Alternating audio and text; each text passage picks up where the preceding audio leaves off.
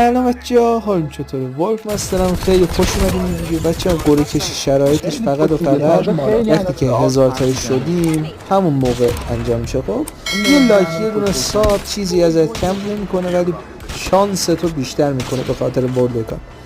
حتما اینم بگم بچه‌ها، بدون اسپانسره. خب کسی اومد توی کامنت ها گفت منو فالو کن، من نمیدونم اسم هیچی، فقط خودمه، اکانت خودمه، همون شد رفت بدون چون و چرا.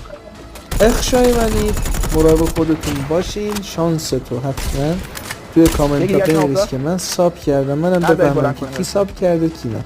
بعدش هم که نگاه میکنم از لیست اون سابا گره کشی میکنیم. شانس هر کی بیشتر باشه توی تلگرام هم آشین، همونجا گره کشی جوابشو میذاریم. اخشای منید تا ویدیوی بعدی. خدا نگهدار.